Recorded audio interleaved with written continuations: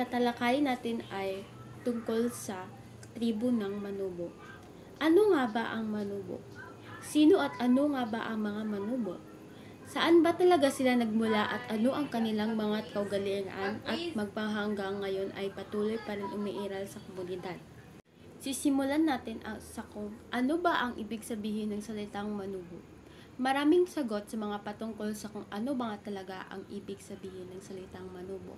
Ang isa ay nagsasabing ang Manubo ay nangunghulugang tao o mga tao. Ikalawa ay ito raw ay nagmula sa salitang Mansuba, mula sa salitang man o nangunghulugang tao o suba, na ang ibig sabihin ay ilog.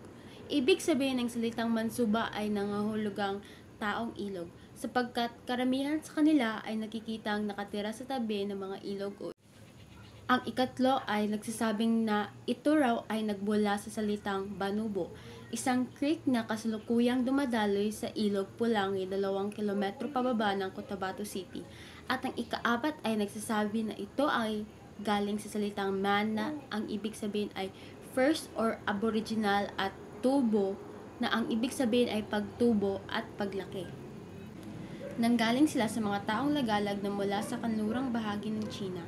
Ang marami sa kanila ay nakatira sa tabi ng ilog, tabi ng burol o sa talampasan ng maraming lugar na Mindanao. Kultura ng mga Manubo. Sila ay nanggaling sa mga taong lagalag mula sa kanlurang bahagi ng China. Marami sa kanilang nakatira sa tabi ng ilog, sa tabi ng burol o talampasan sa maraming lugar ng Mindanao. Kaingin ng kanilang pangunahing industriya at ang pagtanim ng palay at mais ang pangunahing hanapbuhay nila.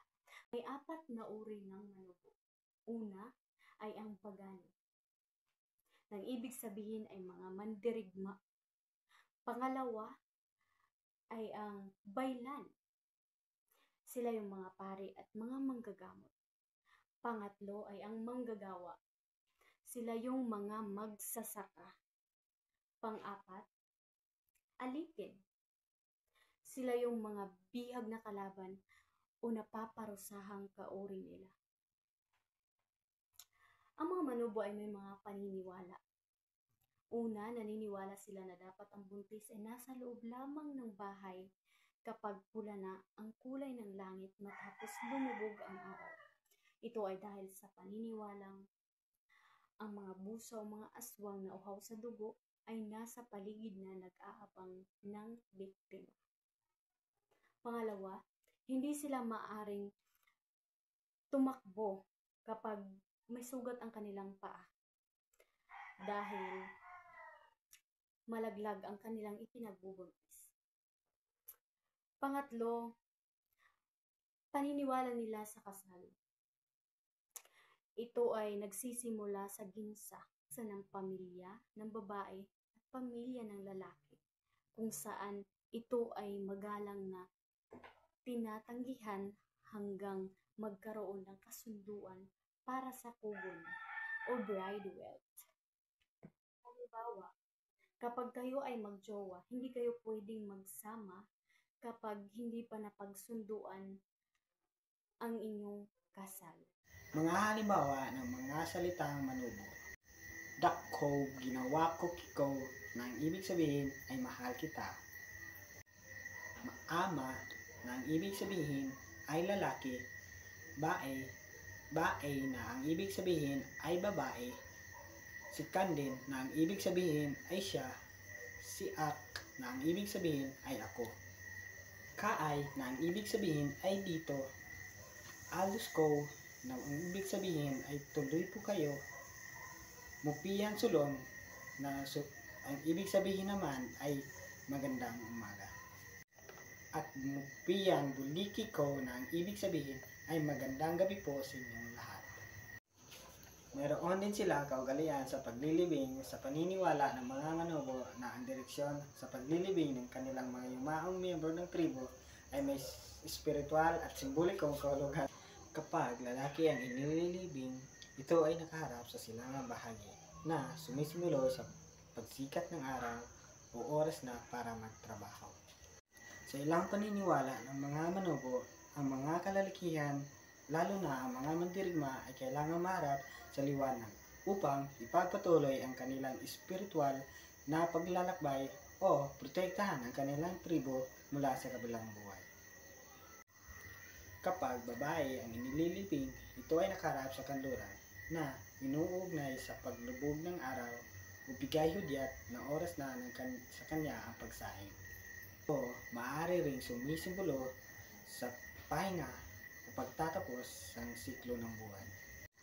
Sa oras na tinatakpan na ng lupa ang libingan, lahat ng naroon ay tumatalikod upang pigilang silang mahikayat na sumama sa namatay. Mga halimbawa ng mga salitang manubo. Dakko, ginawa ko kiko, na ang ibig sabihin ay mahal kita. Ama, na ang ibig sabihin ay lalaki. Bae, bae na ang ibig sabihin ay babae. Si Kandin na ang ibig sabihin ay siya. Si Ak na ang ibig sabihin ay ako. Kaay na ang ibig sabihin ay dito. Alus ko na ang ibig sabihin ay tuloy po kayo. Mupian sulong na ang ibig sabihin naman ay magandang umaga. At mupian buliki ko na ang ibig sabihin ay magandang gabi po sa inyong lahat. Ang kasuotan ng mga manubo. Ang kasuotan nila ay isang binurdahan na gawa sa abaka. Kinukulayan nila ito gamit ang mga pangkulay mula sa kalikasan. Ang kasuotan ng mga manubo ay makulay at may detalyadong burda. Ginagamit nila ito sa seremonya at nagpapakita ng kanilang kultura at tradisyon. So, narito ang pangalan ng kanilang mga kasuotan. Sa lalaki, tangkulo, in Tagalog is putong. Bado, in Tagalog is jacket. Sawal, in Tagalog is pantalon. Sa babae naman, bado, in Tagalog is blausa. Tapis, in Tagalog is palda. At may mga makukulay na alahas na mula sa beads at brass. Ang kanilang mga buhok ay inaayos sa estilong bands o bangs at nilalagyan ng suklay na gawa sa kawayan at may mga dekorasyon katulad ng perlas. Kalimitan ng kanilang mga pagkain ay mga lamang ilog dahil ang manubo nakatira sila sa tabi ng ilog. Mahilig din silang magtanim ng gulay para matustusan ang kanilang pang-araw-araw na pagkain. So ano nga ba ang tirahan ng mga etikong manunubo? Ang mga tirahan ng mga etikong manunubo ay gawa sa mga lokal na materyales tulad ng bamboo, nipa palm, kahoy at palm leaves. Ginagamit ang mga ito sa paggawa ng mga dingding, sahig, haligi at bubong ng kanilang mga bahay na matatagpuan sa liblib na lugar tulad ng bundok at kagubatan. Ang mga materyales na ito ay matibay, magaan at madaling makuha sa kanilang paligid, kaya ang kanilang mga bahay ay angkop sa kalikasan at praktikal ng kanilang mga pangangailangan. So punta naman po tayo sa sayaw ng mga etnikong manunubo. Ano nga ba ang sayaw ng mga etnikong manunubo? Binawag ang katutubong sayaw ng mga etnikong manunubo na nagmula sa klase ng banog or lawin. Malaking bahagi ng sayaw ang paggaya sa mga kilos ng mga ibong banog kaya tinatawag itong binawag. Ang ritmo ng sayaw ay 1, 2, 3, 4 na sinasabayan naman ng mga gong at iba pang katutubong instrumento.